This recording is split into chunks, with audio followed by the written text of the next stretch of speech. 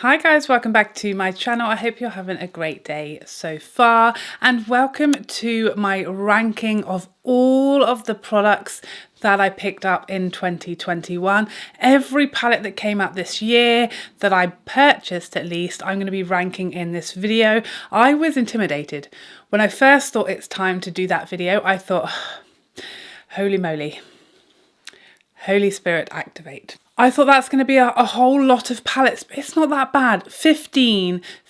I was pretty good. You know me, I'm pretty picky. I don't pick up every single palette going all of the time. So we have 15 to rank today. We've got Natasha Denona, we've got Pat Mcgrath, we've got Charlotte Tilbury, we've got Nars, we've got Sydney Grace. We've got a whole lot of palettes to talk about. So without further ado, let's get started. So coming in 15th place, I have the Little Mini Nars palette from the holiday collection. Now this may be in last place, it may be 15th, it may be the bottom of the ladder, the bottom rung, but it's not a terrible palette. It's not even a bad palette. I like this palette. It's just really not me. It's not, I love the packaging and I think it's a very cute little size, a perfect little stocking filler, but it's just not my color story. It's not my colors.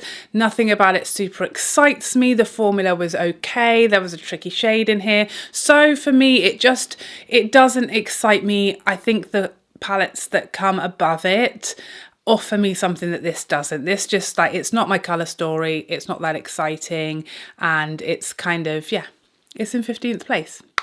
In 14th place, another little palette, and it's Natasha Denona's Mini Love palette. Another palette that there's nothing wrong with. It has nice formulas in here. It's just not the most exciting. It's just okay. And I think if you have the larger Love palette or any number of other palettes from Natasha Denona, it's just kind of unnecessary. It's okay. I think if you want to have a smaller collection and you like these smaller palettes because they're easier to store if you don't have a lot of space, it's a nice palette with nice formulas, nice shades. And what I will say is it's a nice mini that has everything you need. You don't need to reach for another palette. But when you compare it to some of these others, it just doesn't serve as much as a purpose. It doesn't fill as much of a gap in my collection. It's just one that is easily forgettable. I can't tell you the last time I used this, probably in the video when I reviewed it. I just realised I should have started this video off by saying this is not the order of worst to best palettes. The way I've kind of done this video is it's my favourite order. It's my order from my favourite to my least favourite. So it's not to say that the formulas in here are better or worse than the palettes that come above them. It's just I don't love them as much. Hope that makes sense. That's how I chose to do this video. I think the thing is putting them in order of best to worst is so subjective and it's such a personal decision. But for me, the one that offers the most value is to tell you which ones I really love, the ones I reach for the most, the ones I enjoy the most, versus the ones that are just probably going to dwell in my drawer for the rest of eternity. That's kind of how I chose to do the video. So moving on to 13th place, and it's our first entry from Pat Mcgrath, and it is Eternal Eden. This for me is just the most underwhelming palette I've ever purchased from Pat Mcgrath. There's two mattes in here which I like. We're off to a good start as far as formulas, and then we've got like a satin and a shimmer. The issue is they're just such like dupable, repeatable shades. I think these are very similar shades that are in Divine Rose 1 and 2, and in other quads as well, but there's nothing exciting about them. They're quite muted. There's nothing wow or special about them. The formulas are nice. They're lovely mattes, a gorgeous shimmer. This is beautiful, but it's just very underwhelming, especially if you own a lot of Pat Mcgrath palettes.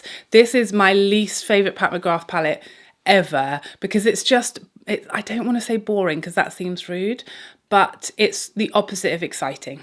Put it that way. Next up in 12th place, we have Natasha Denona's Zendo palette. I have a little bit of a like kind of love, not hate, love dislike, love disappointed relationship with this palette, because the colour story I love. I know lots of people were confused. They're like, what's going on here? Is it a neutrals palette or is it a colourful palette? Is it warm or is it cool? What I love about this colour story, and I think is so clever, is that it's kind of everything. And if the formulas in here had been a bit more chef's kiss, a bit more gumption about them, then this would have been like right up there, top 3 or 4, I feel. I love the colour story. I love that this can do both office, daytime, very, very understated, and like colour. And also the colours in here are like my colours. I love these greens. I love this shade, this sort of khaki matte shade. I love all of these shades. And the mattes in here are top notch. I think you've got everything you need to do a wide variety of colours, but the formula of the shimmers is so disappointing. They're just really, really muted to the point where they're almost satins. And that's for somebody. I think somebody will love this. If you want something a bit more understated, a bit softer, not as bling, not as much shimmer, not as over the top, you don't want so much drama, then this will be perfect. And I think the colour story is stunning, gorgeous. I love that it's unique. The formulas of the mattes, I mean, the formula of the shimmers is a great formula, don't get me wrong. They're smooth, they're pigmented, they are flattering, and they're pretty, and they don't have a lot of fallout, and they wear well. So they are good formulas. They're just not what I'm looking for. I want some punch, some shimmer. I want more light and shade. There's almost no difference between the mattes and the shimmers. Like you don't get a lot of like separation between where your crease is, where the mattes are, to the bling that I'm looking for on the lid.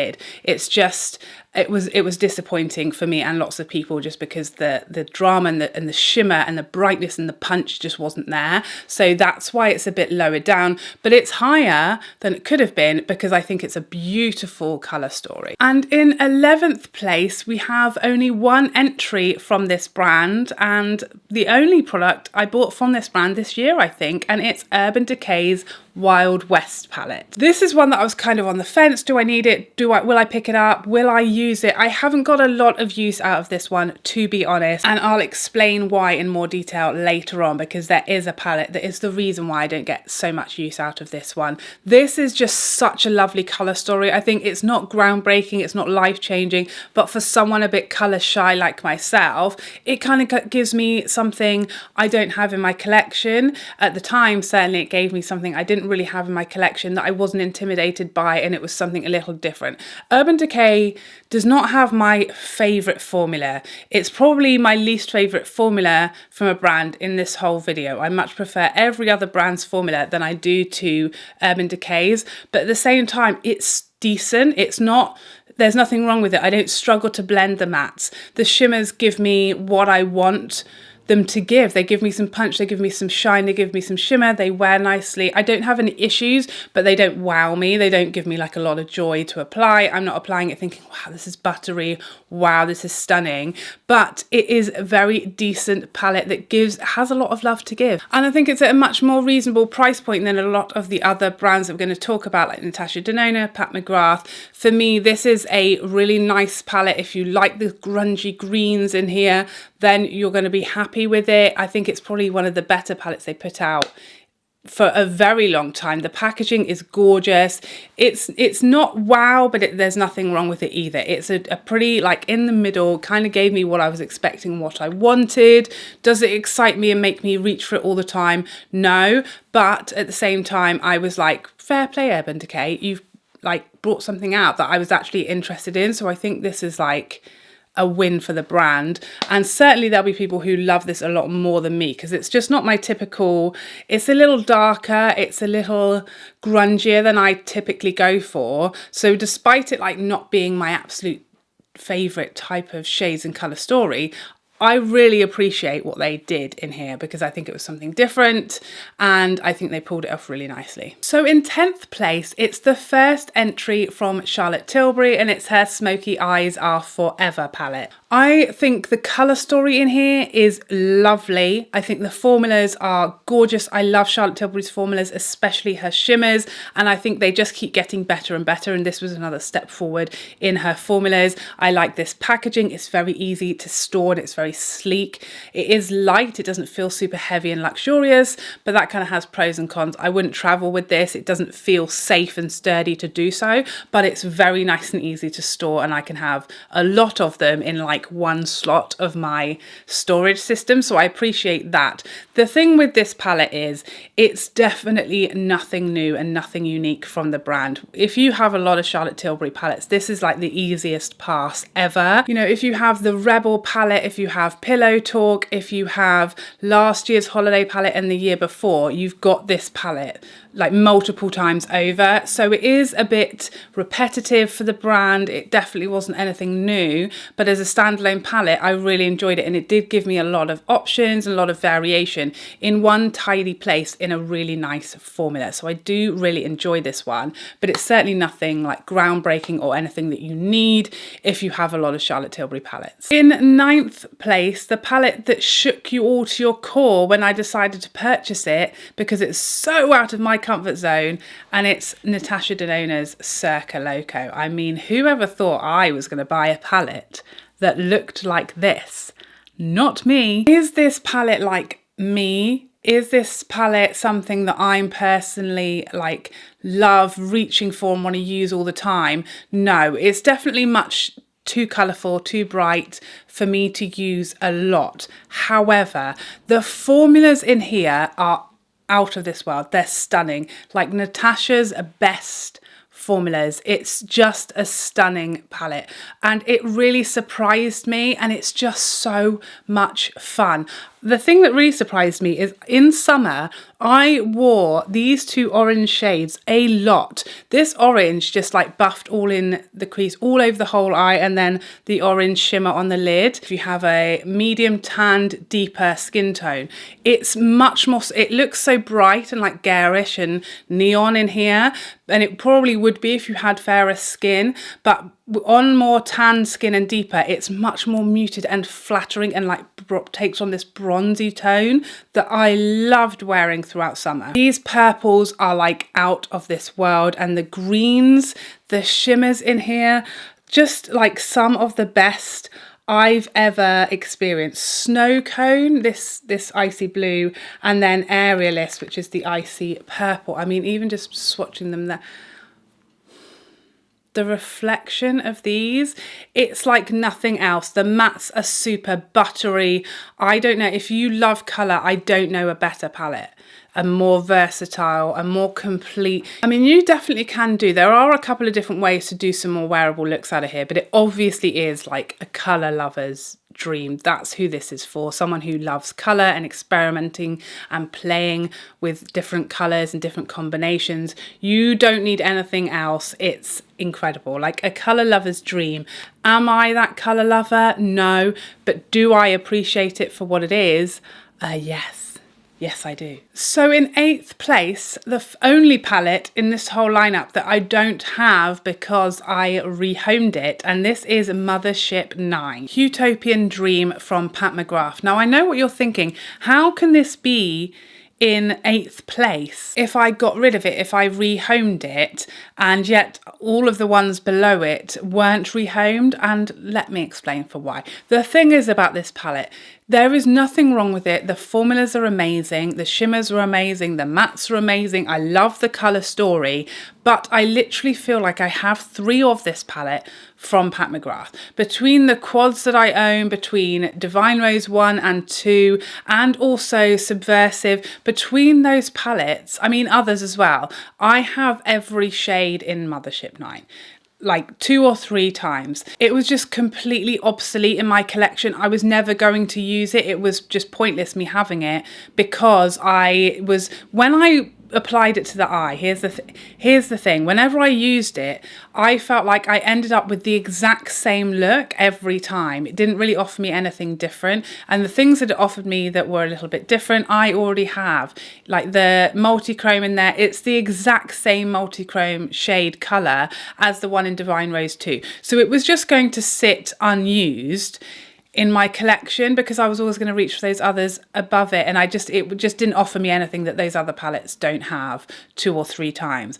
But that's not to say it's not a gorgeous palette. If you don't have a lot of Pat Mcgrath palettes and you like this colour story like I do, then you're gonna love it and it's gonna be a winner, which is why people were so confused. Like, why did you get rid of it? It's so beautiful, it's my favorite. And I understand it is beautiful, and I think the formulas in there were great, but for me, I was just like using it and thinking, I already have this. I don't need it. I've got the same exact shades from Pat Mcgrath. I can do the same look from Pat Mcgrath. So I don't want, you know, £120 palette sitting in my collection just not being used, when now someone else gets to really enjoy it for like an amazing price when I resold it. And I think it was just, yeah, for me, I can't keep all these palettes if I'm not going to use them. So that's why. And also, you know, while this one comes below it on which is my favourite, because it's just less my colour story, I don't have anything else like this in my collection, so it's much more worth me keeping. So that's kind of why that one was asked to leave my residence, and why I kept some of these others that, yeah, I didn't like them as much, but they serve more of a purpose in my collection. And yeah, I hope that makes sense. Now in 7th place, we have the Temtalia Trio. I've put these all together in one just for ease, really, because I think which one you like is going to be just personal preference. But I think as far as formula and colour stories, I rank them in the same place. So this was the Temptalia by Sydney Grace collaboration. Just stunning. The formulas are insane, as you would expect from anything from Sydney Grace, and as you would expect from Temptalia, from Christine. You know, who knows their stuff more so than that lady? I know no one. This is on the horizon, and as you can see, it's definitely got a bit of use out of there. I mean, all three of these, but especially this one, they're palettes where you can get an everyday easy look out of it, or you can get an absolute stunning groundbreaking showstopper out of these shades as well. The greens in here are just like my absolute favorites.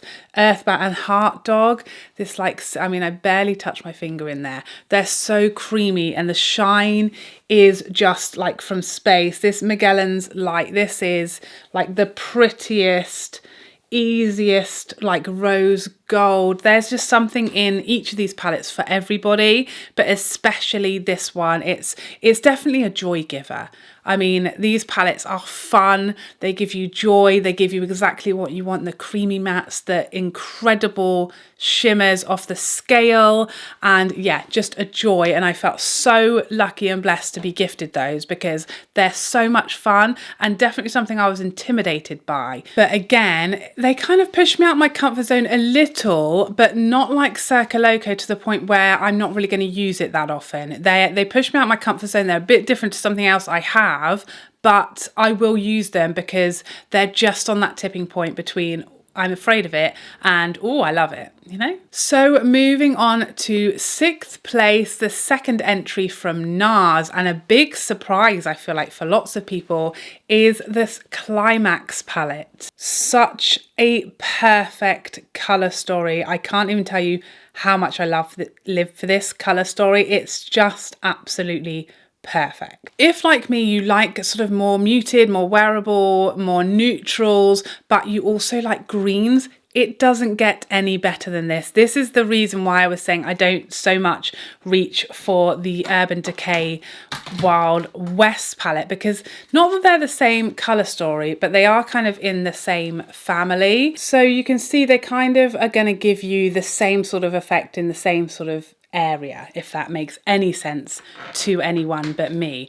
But this one is just so much better. The formulas in here shook me to my core. It was really my first Nars palette. I had tried a couple of others, but not really dove into them just because they were like not that exciting of a colour story. This one I was so excited to get my hands on, and it so exceeded my expectations. I wasn't expecting the formulas in here to be so nice as they are. The shimmers, they almost feel like creamy. They have no fallout whatsoever, but they're so reflective. That green is absolutely stunning, and it's just so cohesive and complete as a palette. You can get 2, 3, 4, probably even 5 different looks in here, and you don't need any other palette. You don't need anything. You're not missing anything. You've got inner corners, you've got transitional shades, you've got smoking up shades, you've got a absolute range of lid shimmers. It's such a nice palette for such a small little dilly palette with gorgeous, brilliant packaging. It's got so much value for money, so much love to give and joy to give, and I absolutely love it. I think it's such a nice little palette and it does so much. Small but mighty. I love it. I think it's a perfect colour story, a colour story that I really love and I'm excited to use. And the formulas are fantastic. I feel like that might be Nars's best ever eyeshadow palette. We're getting down to the nitty gritty now. We're into the top 5. Now these next 2 palettes, I literally have been going back and forth on this list. Some of them were easy to place. The next 2, I literally swapped them around like 3 or 4 times and I swapped them back again this morning. So these next 2, very, very hard for me to choose between. But in 5th place, I've gone with the palette that's on my eyes today, and it's a Bronze Borealis from Pat Mcgrath. This is one that I definitely gave it a bit of a hard time when it first arrived. Reason being, the formula is there, the matte is amazing, like such a lovely soft matte, blends itself, tiniest amount, full of pigment but easy to blend, very, very creamy, love it. The shimmers are beautiful, and I love that there's like a full cohesive, again, a finished, completed look without reaching for anything else in here. A lot to love about it on first sight. However, when I put it on, the first time I used it, I was just slightly disappointed. I just felt like it was a little underwhelming. I think I just really felt like I was missing like a special shade. I wish maybe this shade was a bit more punchy, a bit more crystally. Do you know what I mean? Just a bit more. But then I'd kind of gone, well, it's okay, but it's just not that exciting. And then I watched a video, or I was editing a video where I was wearing this, and I was like, what palette is that? And I went back and checked, and I was like, oh, it looks much nicer than I kind of remembered. And I used it again. I was like, actually, it's really nice. I actually really love it. What was wrong with me? And I think what it is that I just maybe was expecting like more. I was maybe expecting a special shade in here, but now that I'm like, okay, this is what it is, I actually love it. I have it on my eyes today and I think it's so pretty and easy, and it all just works together beautifully. Today I used this all over the eye into the crease, outer V. Then I kind of had this one on the outer portion of my lid, this on the inner portion, and I blended those 2 shimmers together with this shimmer. And it's pretty. It doesn't really need to be anything else or anything different or anything special. It's a beautiful, pretty, flattering palette that I love and enjoy. And that's sometimes all you need. You don't necessarily need a colour that you've never seen before, or a shimmer that can be seen from space, or a combination that you'd never have thought of. Sometimes simple is good. Sometimes basic is enough, especially for me, because I'm as basic as they come. So in 4th place, we have the Charlotte Tilbury Celestial Pearl. So these are the 2 that I really struggled to choose between which one was going to be 5th, which one was going to be 4th. I went in this direction just because I think this one, it gives me more so what I was expecting and wanting from it. There was nothing about me that was disappointed with this. When I first used it, it was just exactly what I hoped and thought it would be. It's all shimmer, so you know that's not for everybody. I never thought it would be for me. I didn't think it was, but I love it. When I want like just the prettiest, like sparkliest, looks like you've done nothing look to the eye, this is what I reach for. I love this packaging. Yes, it's very, very simple, but it's that simple but effective, and I think the formulas are a delight. It's so easy to work these shadows together. There's no blending required. You just kind of whack them all on in whatever order you feel like, and nothing really can go wrong. You're just going to end up with the prettiest, most reflective, gorgeous eye going. Yes, it's very neutral. Yes, for some people, again, this is very basic, very boring. This is just what I love. I love this is what I like. I like this shimmery, pretty, it's not over the top, it's kind of natural, but really not. This is what I live for, and I think this is beautiful. As I said, I think this is my favourite Charlotte Tilbury palette of all time, although it's Diddy, and it's pretty one-dimensional. There's no mattes in here, there's not any other colours, they're all kind of very close together, but I like what I like, you know? Very hard to keep swatching 500 eyeshadows on your hand because it's now covered in glitter, but it's just so pretty. It's just the shine, that reflection. It does it for me. I love a shiny reflective lid, and this is exactly that 4 times over. I'm obsessed. So now we're really getting down to the nitty gritty. We're in the top 3, the podium, if you like. And in 3rd place, my favourite Pat Mcgrath quad ever. In fact, my favourite smaller palette, I think, ever from any brand. And it's Pat Mcgrath's Venus in Fleurs. I keep, look at its little ears. I keep this in its box. I don't know why. Well, I do know why. It's because they all look the same otherwise. So I just want to know which one this is. So I keep it in its little box. This just does it for me. There is no, I defy you to create a quad that ticks every one of my boxes more so than this one does. The thing about this is that this it's similar to the Bronze Borealis, as in, you know, they're a quad that works nicely on its own without any other palette. Obviously we know this one has smaller pans. It's got 1 matte and then 3 shimmers, and they're both like kind of, you know, neutral quads.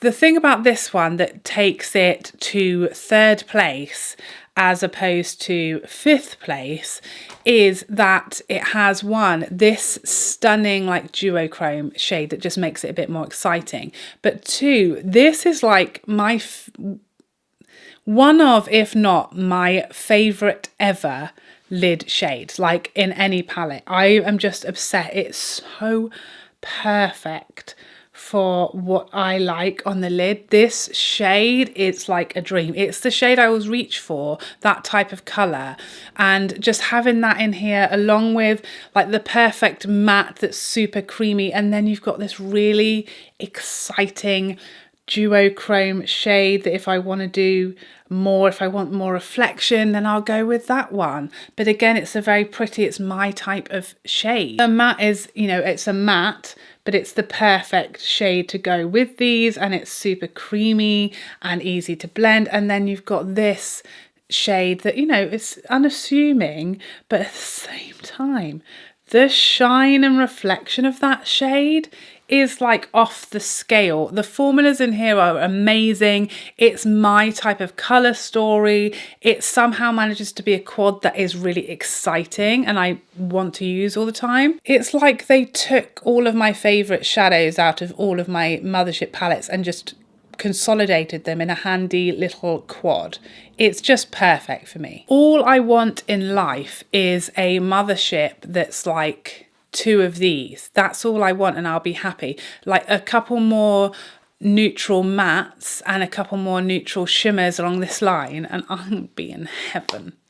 Please make that happen. So again, much like 4th and 5th place, 1st and 2nd place, I kept swapping around, chopping and changing my mind. I couldn't decide because they're so different. It's very hard to put things in an order when they're completely different to each other. Very tricky to do. But the way that I went about it is one of these palettes is like my everyday favorite go-to. And the other is like, I'm wanting to do something, I'm going out, I want to do a bit more. It's my favourite one to go for that. So I kind of decided that the one that I used the most would be my number 1, and the one that I use more so for a special occasion or when I'm feeling like doing a bit more would be in 2nd. But ultimately I love these palettes just as much as each other. In 2nd place, it's Celestial Odyssey.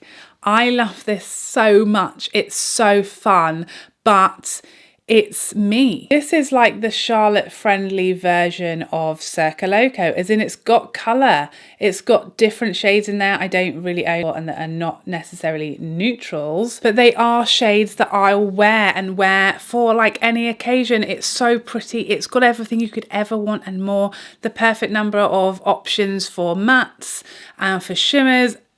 An absolute ton of options for looks in here. You could probably get 20 different looks out of this easily. There's one and done shadows, there's inner corners, there's shimmers, there's lid shades, there's pops of colour, there's the perfect number of mattes to shimmer. I mean, no, I wish there was a couple more mattes, to be honest, but that's just me. There are enough is what I'm saying, and it's just, I love it. The formulas are great. I love the size of it. I love the big mirror. I love the packaging, and it's a joy. Probably the palette that gives me the most joy out of this entire video. It's fun and I live for it, and such a great price point for all of that from Pat Mcgrath. So you probably know what palette is in first place if you are aware of which one we haven't spoken about yet, and of course it's Natasha Denona's Midi Retro. I mean, just look at her.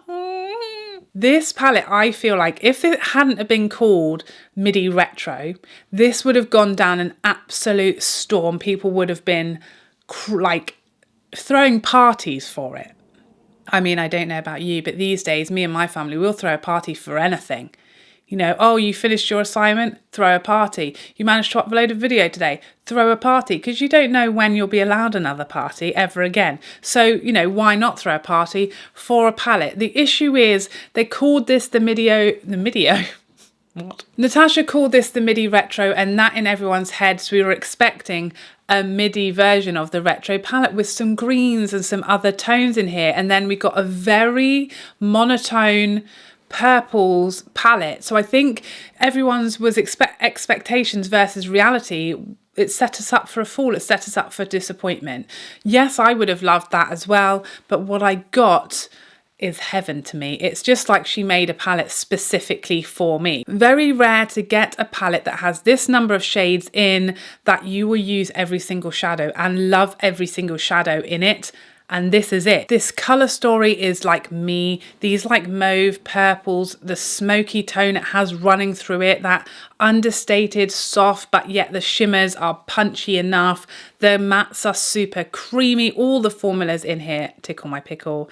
Even this shadow here that I thought was like pointless is perfect for the brow bone and the inner corner. Even like Vivienne and Andy, which I thought, you know, again, they're like just kind of what's the point of them? They're actually much prettier and richer when you actually apply them on the eye and make perfect like transitional shades. They're actually useful when I thought they'd be shades I wouldn't use. This row here is just like a dream. It's just exactly what I was wanting and looking for in a palette, and I just use it all the time. Is it groundbreaking? Is it a colour we've never seen? Is it something we never expected outside of the box? No, but this is literally me in a palette, and what more could you want, you know? So there you have it. That is my ranking of every new palette that came out that I picked up in 2021. I cannot wait to see the palettes that we have to look forward to in 2022. I am so excited. I feel like eyeshadow formulas are just getting better and better and better all the time, and all these brands are pushing each other. I can't wait to see what is next. I hope you enjoyed this video and found it helpful, and I'd love to see you in the next one. Otherwise, take care for now. Bye, bye, bye, bye, bye.